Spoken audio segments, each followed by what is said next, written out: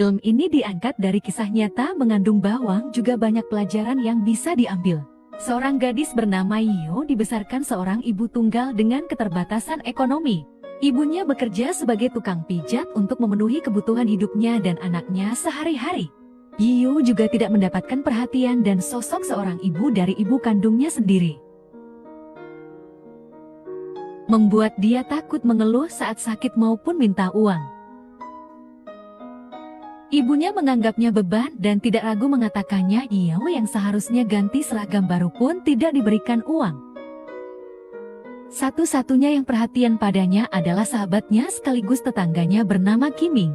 Kiming tahu kesulitan ekonomi keluarga Yio dan selalu membantu sebisanya. Di sekolah Yio tampak menonjol karena menjadi satu-satunya siswi yang masih memakai seragam lama. Saat ini Yio sedang sakit, dia mencoba mencari tahu penyakitnya dari internet.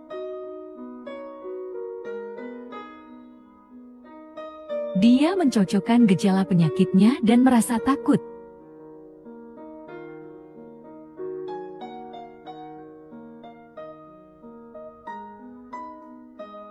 Di sekolah hari itu kedatangan siswi baru yang pindah ke kelasnya dan disambut hangat. Teman-teman kelas Yio sering memandangnya remeh karena kemiskinannya. Saat memasuki kelas, Yio mengingat anak baru itu adalah siswi yang ia lihat tadi di jalan menjadi korban bully. Namun saat anak baru itu bertanya, dia mengaku tidak pernah mengenalnya.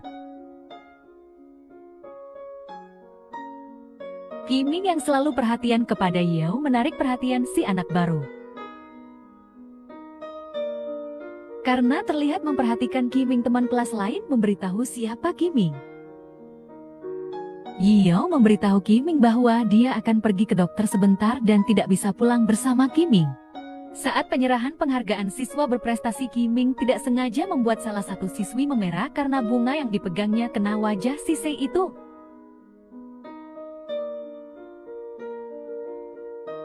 Merasa bersalah, dia membawa siswi itu ke rumah sakit.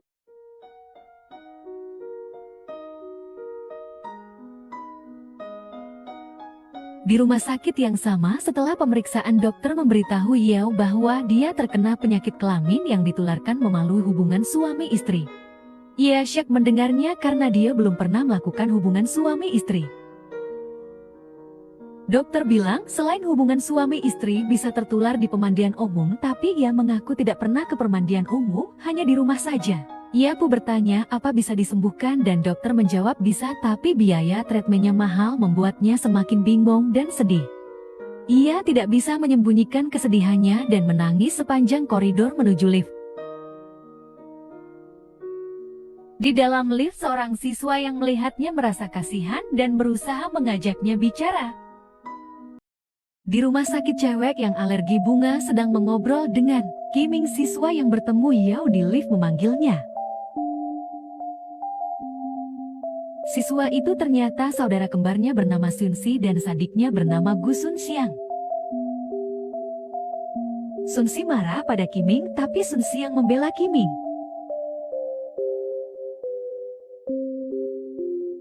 Sunxiang pun diajak pulang Sunsi.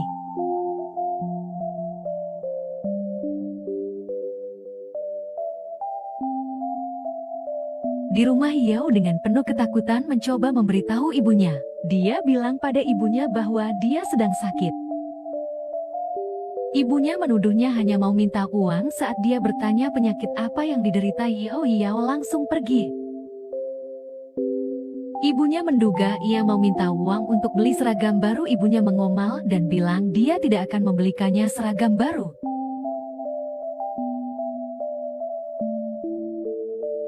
Ibu Kiming lalu memarahi anaknya karena mengobrol depan jendela, takut tetangga akan bergosip. Di kelas, Sunsi tidak memperhatikan pelajaran, ia melihat ke jendela. Sunzai melihat Yio dari seberang kelas dan ditegur guru karena tidak memperhatikan pelajaran. Yio yang baru kembali dari toilet ditegur guru karena terlalu lama di toilet. Anak baru dan kawan-kawan kemudian janjian akan pergi karaokean dan si anak baru ditantang mengajak Kiming. Si anak baru pun mulai mengobrol dengan Kiming.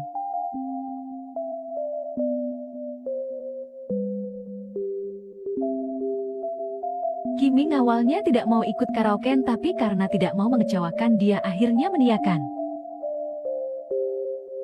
Sebelum pergi karaoke, Kiming mengajak Yao mengobrol, tapi Yao malah jatuh pingsan. Dengan panik, Kiming berlari membawa Yao ke rumah sakit. Yao akhirnya terbangun dan sadar ia berada di rumah sakit. Yao menanyakan apa yang dikatakan dokter pada Kiming dan dia merasa lega karena dokter bilang dia terkena hipertensi.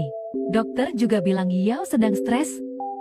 Yao lalu menanyakan biaya rumah sakit tadi dan Kiming tidak menjawabnya karena ia tidak mau Yao menggantinya.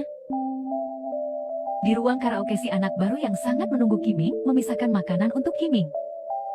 Kiming lupa memberitahu si anak baru dia tidak jadi datang langsung menelpon. Kiming memberitahu si anak baru bahwa Yao sedang di rumah sakit dan dia tidak jadi ikut karaokean. Walaupun sebenarnya kesal, si anak baru berkata ia memaklumi situasinya.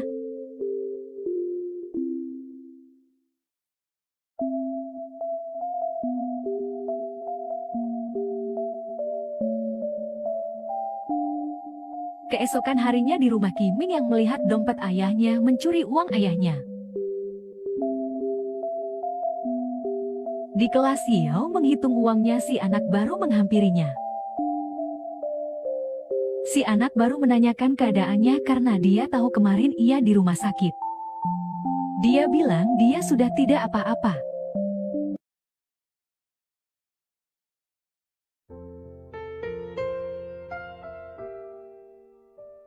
Sikap perhatian Kiming pada Yao membuat si anak baru cemburu. Sepulang sekolah, Kiming langsung memberikan uang hasil curian dari dompet ayahnya pada Yao. Yao menanyakan dari mana ia mendapatkan uang itu. Dulu awalnya tidak menjawab, Kiming akhirnya mengaku dia mengambil dari dompet ayahnya. Yao menolak uang itu dan menyuruhnya mengembalikan uang itu. Dia tidak mau citra sahabatnya rusak gara-gara penyakitnya.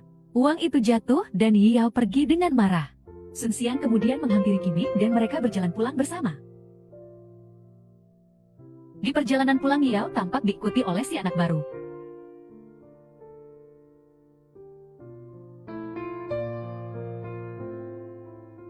Yao tampak sedang berdiri di sebuah klinik yang tidak terawat. Karena tidak didampingi orang tua dan biaya rumah sakit yang mahal, ia hanya punya pilihan di klinik itu. Saat melihat dokternya, ia lari ketakutan. Di depan klinik, si anak baru langsung memotretnya. Si anak baru itu kemudian tertawa dan besoknya di sekolah menyebar informasi penyakit yang ia derita. Berita itu pun tersebar dari mulut ke mulut. Mereka mengejek Yao, mengatanya cewek murahan. Informasinya juga tersebar melalui ponsel. Yao mulai merasa diamati kemanapun dia pergi di sekolah. Dia juga memulai merasakan dibully fisik. Dia dirundung dan menjadi tontonan. Dilempari cairan merah, ditempeli kertas dengan tulisan hinaan dan digosipi. Saat makan juga ia diganggu. Setiap harinya dia mendapatkan bulian.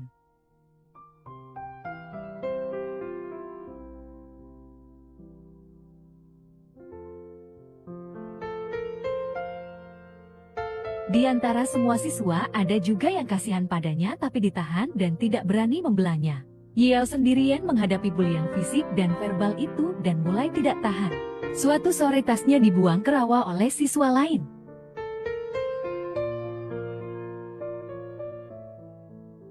Dia kemudian berusaha mengambil tas itu. Tidak sengaja dia terjatuh ke dalam air dan diselamatkan oleh Sun Si yang mengira Yao mau bunuh diri. Sun Si bilang mereka bisa mencari jalan keluar dari masalahnya dan Yao masih mengelak bilang dia tidak mau bunuh diri. Sun Si masih mengombal padanya, mengatakan bunuh diri akan sangat menyakitkan. Yao bilang memangnya bisa bunuh diri di kolam sekecil itu.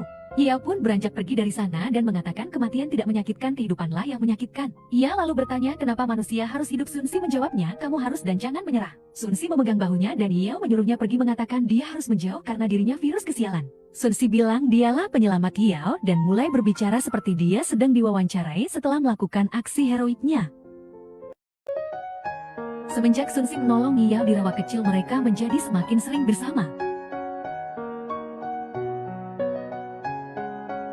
Sun Si menemani Yao, mengajaknya ngobrol, dan memujinya sebagai bunga sekolah. Mereka bermain bersama di taman dan Yao mulai melupakan kesedihannya.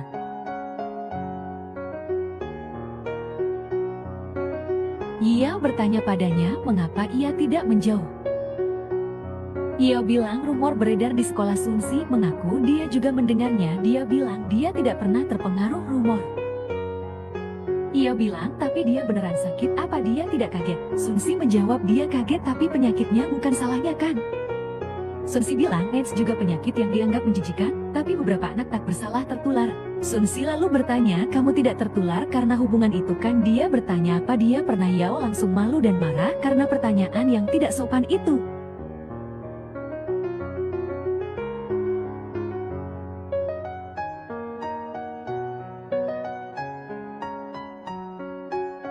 Yao bermain di dalam bola dan Sunsi menemukannya, lalu berakting lagi menjadi MC.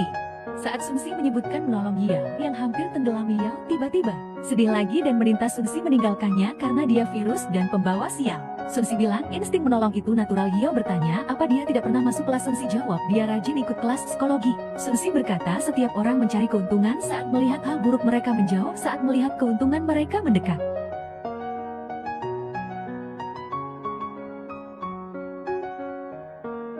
Sunsi lalu duduk di sebelahnya sambil tersenyum dan bersandar.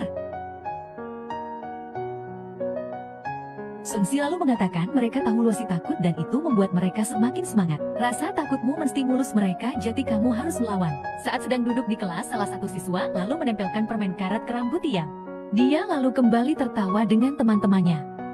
Yao menggunting rambutnya yang menempel pada permen karet. Yao lalu bangkit menempelkan permen karet itu kembali pada rambut siswa itu. Untuk pertama kalinya ia melawan. Saat berjalan di koridor, seorang siswa mengajaknya, lalu dia dilempari bola oleh Sunsi pura-pura tidak sengaja. Yao kembali berjalan sambil tersenyum. Saat pelajaran olahraga, si anak baru sengaja melempar bola padanya saat sedang latihan oper bola.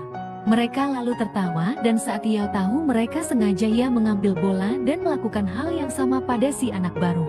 Si anak baru dan gengnya sangat kaget sampai terbelalak lalu menatap Yao dengan penuh amarah. Saat berjalan ke kantin, seorang siswa menumpahkan makanannya karena tidak hati-hati menghindari Yao. Dia lalu marah dan mengatakan kalau kamu kotor jangan mengotori orang lain. Yao lalu berbalik menemuinya. Siswa itu nampak kaget. Saat Yao pergi, dia tambah mengejaknya dan yang lain tertawa. Saat siswa itu mau duduk, Yao kembali dengan selang di tangannya dan menyiram siswa itu. Siswa itu langsung menghindar, siswa lain juga menjauh. Siswa itu akhirnya memohon maaf. Kiming mendengar keributan dan ikut ke kantin. Kiming meminta Yao berhenti dan tampak heran dengan perubahan sikapnya. Saat mau mematikan air, dia melihat Sunsi memegang ujung selang dan marah padanya karena memanas-manasi Yao. Sunsi lalu bilang Yao cewek mandiri tidak perlu dipancing. Sunsi memancing Kiming dengan menyiramkan air dan mereka pun berkelahi. Saat apel guru mengumumkan Yao telah melanggar peraturan sekolah, Yao tampak kaget dan si anak baru senang. Guru masih bicara, tiba-tiba suara mikrofon melengking, ternyata karena ditabrak seorang siswa. Siswa itu adalah Sunsi dan dia meminta maaf pura-pura tidak sengaja. Ia mengambil mic lalu bilang ia terjatuh karena matanya tidak bisa melihat jelas setelah dipukul Kiming. Si siswa berprestasi. Ia lalu meniru gaya bicara guru mengatakan Kiming telah melanggar aturan, meminta guru melanjutkan tapi sang guru meminta mengembalikan mic. Sunsi tersenyum pada Yao dan dibalas senyum oleh Yao. Kiming pulang ke rumah dalam dengan badan basah kuyup. Ibunya langsung membantunya mengeringkan badan. Yao membuang bunga yang diberikan Kiming ke tempat sampah. Yao menggeledah rumahnya untuk mencari uang. Ia menemukan amplop coklat berisi uang banyak.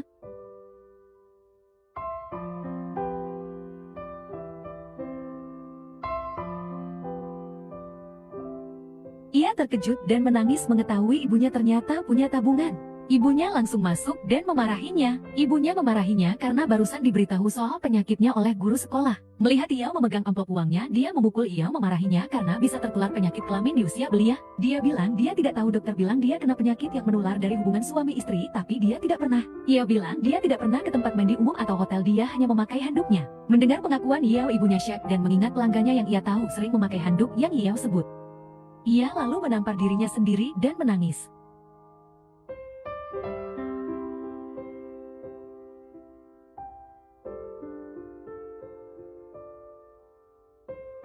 Ibunya lalu memegang tangan Yao dan mengajaknya ke rumah sakit.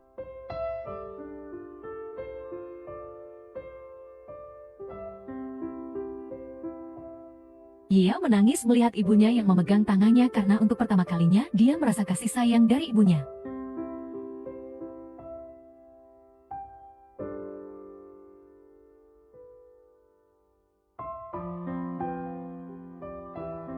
Yao juga akhirnya memiliki seragam sekolah baru yang sama dengan siswa lainnya.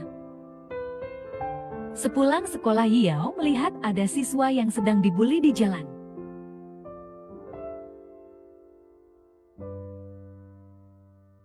Siswa itu yang ternyata si anak baru terkejut melihat Yao. Si anak baru lalu menahan Yao dan melarangnya menceritakan apa yang ia lihat. Yao memintanya membayar uang tutup mulut. Si anak baru setuju memberikannya uang. Saat ia mulai mengeluarkan dompetnya, Yao pergi. Si anak baru menariknya dan terus mengancam akan membunuh Yao. Ia tidak takut mengatakan bunuh saja kalau dia berani. Si anak baru yang tampak merencanakan sesuatu. Pesan masuk ke HP, ia menanyakan apa dia pacar Kiming dari orang tidak dikenal. Sun Si yang membaca pesan itu marah. Yao lalu bilang pacar Kiming kan kakak Sun Si. Sun Si bilang amit-amit. Ia lalu mengerja. Yao mengatakan dokter bilang dia akan segera mati karena jantungnya tidak normal. Sun Si menarik Yao untuk mendengar detak jantungnya dan menyanyikan lagu ulang tahun untuk dirinya sendiri. Yao langsung bertanya bukannya dia Taurus. Sun Si senang Yao mengingat zodiaknya. Sun Si bilang bulan depan kakaknya akan ke Australia untuk pertukaran pelajar dan orang tua mereka mau merayakan pesta ulang tahun mereka sebulan lebih cepat. Tapi kakaknya malah pergi sama si tikus dan dia bersama tikusnya. Yao mendapat pesan lagi dan mengabaikannya.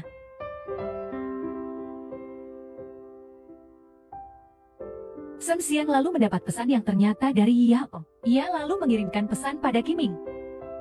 Kiming yang sedang menunggu Sun Xiang tersenyum membaca pesan Sun Xiang. Saat sedang bermain dengan Yao, Sun Si mendapat pesan dari kakaknya. Yao bilang HP-nya lobat. Sun Si bilang akan menelpon kakaknya nanti. Sun Si berhasil mendapat banyak boneka membuat Yao senang. Di suatu tempat yang gelap, Sun Xiang nampak berlari ketakutan menghindari bahaya. Ia menaiki tangga di sebuah gedung yang nampak kosong dan menjatuhkan handphonenya. Seseorang yang mengejarnya menginjak handphone itu. Kiming tampak mulai gelisah menunggu Sun Xiang. Sun Xiang sampai ke lantai tertinggi. Di atap gedung, Sun Xiang tampak putus asa dan terus mundur ke tepi gedung.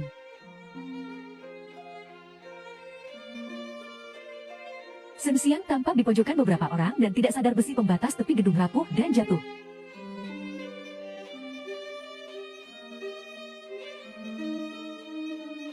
Si anak baru yang sedang santai di kamarnya mendapat pesan yang sontak membuatnya terkejut. Sun Si tampak membopong ibunya yang menangis. Yao juga menitikan air mata.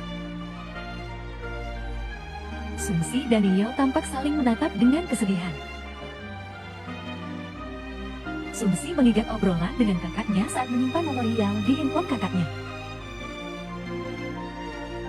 Kiming yang keluar dari ruang pemeriksaan kantor polisi tampak syak dan marah tidak mau melihat Yao. Yao bilang bukan aku. Kiming mengingat saat dia pertama kali melihat Sun Xiang dan membayangkan saat dia terjatuh dari gedung. Yao menarik jaket Kiming tapi Kiming hanya menatapnya dingin dan pergi. Yao hanya bisa menangis sendirian lalu teringat Sun Xiang yang pernah menolongnya memberikan pembalut.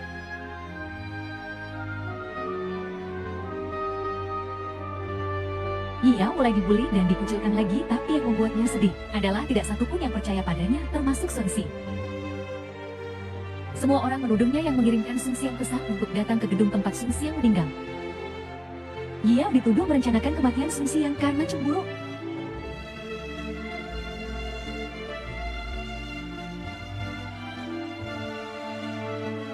Dia yang mulai depresi dalam hati bertanya apa dia harus mati untuk membuktikan dia tidak bersalah. Yao berdiri di atas batu-batu pemecah ombak di belakang sekolahnya dan menghadap ke laut. Para siswa mulai heboh menyebarkan berita Yao yang berdiri di tepi laut mengatakan Yao mau lompat dan berlari ke dekatnya. Kiming yang masih sedih sekilas mendengar teriakan para siswa yang heboh. Para siswa mulai heboh menyebarkan berita. Sun Si juga mendengar teriakan para siswa. Para siswa mulai berteriak mengatakan ternyata benar Yao yang merencanakan kematian Sun Xiang. Dia merasa bersalah dan melompat. Di antara siswa ada juga yang mencoba menghentikannya, tapi suara siswa yang menuduhnya terdengar lebih dominan. Yao mulai menyadari keseriusan tindakannya dan ketakutan. Sun Si yang masih terpukul akhirnya tersadar dan ikut berlari ke tepi pantai. Yao berbalik dan mulai menyangkal tuduhan-tuduhan yang ia dengar satu persatu hingga berteriak sekencang-kencangnya. Semua siswa akhirnya terdiam mendengar teriakannya yang menyayat hati. Sun Si muncul dan berteriak memanggilnya, tapi Yao menyuruhnya diam dan semakin mundur.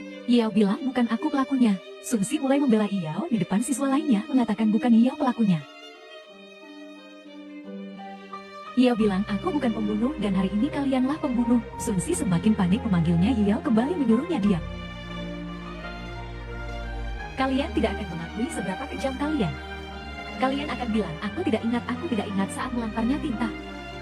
Mengatakan, aku kan cuma bercanda. Kamu juga tidak akan mengakui menjatuhkan sampah ke makanannya. Kalian akan mengatakan, aku tidak menyiram air padanya, dan melepas paksa bajunya. Kalian akan hidup nyaman tanpa rasa bersalah melihat dirimu sebagai orang yang baik. Kalian juga akan merasa tidak melakukan kesalahan apapun. Menjijikan, sangat menjijikan. Melihat keseriusan di mata Yao, para siswa pembuli mulai takut. Kalau aku tidak bisa melupakan bagaimana kalian membuliku, bagaimana kalian menghinaku, bagaimana kalian memasukkan kapur ke mulutku, bagaimana kalian membakar rambutku pakai korek. Kalian semua memanggilku pembunuh. Jika aku tidak bisa lupa, aku akan membuat kalian ingat. Kalian mengatakan kalimat tidak senonoh padaku. Mengatakannya, atau tidak kalian seperti batu kejam dan bodoh kalian semua ular. Kalian begitu ingin melihat seseorang mati di depan kalian. Itu karena kalian tidak akan bertanggung jawab. Aku tidak tahu siapa yang membunuhku Sun Xiang. Tapi kalian tahu siapa yang membunuhku.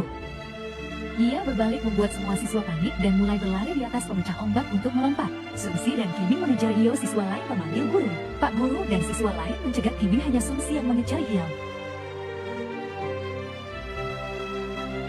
Tanpa ragu ia melompat dan para siswa kaget, pembuli mulai menangis. Seperti kata Yao, salah seorang pembuli mulai berkata, kita tidak bisa si pembuli yang satunya muntah-muntah. Temannya yang biasanya dia mulai marah mendorongnya. Di dalam air, Sun Xi berhasil memegang tangan Yao dan menariknya.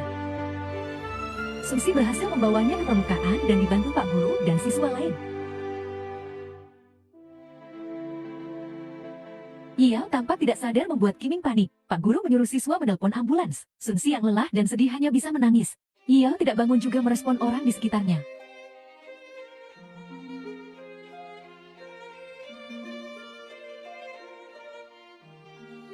Di kantor polisi, si anak baru tampak diinterogasi.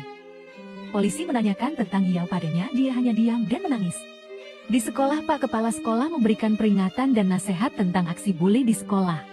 Pak Guru membuat tulisan tentang pelajaran hidup dan peristiwa tragis yang ia dan siswanya dapatkan. Di sisi lain, keluarga Qiming tampak sedang bersiap untuk pindah rumah. Qiming yang memegang bunga melihat jendela tempat ia biasa bicara dengan Yao. Berita tentang kasus bully di sekolahnya disiarkan di televisi dengan informasi kasus telah ditutup dan Tan Xiaomi ditetapkan sebagai tersangka akan dipenjara.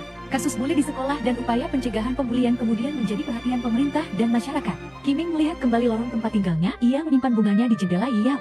Di rumahnya, Sun Xi sedang makan siang sambil menonton berita kasus Yao. Ibu Yao menjual kasut pijaknya dengan wajah yang datar. Sun Xi dengan seragam baru diperkenalkan sebagai siswa baru oleh Pak Guru di kelas barunya.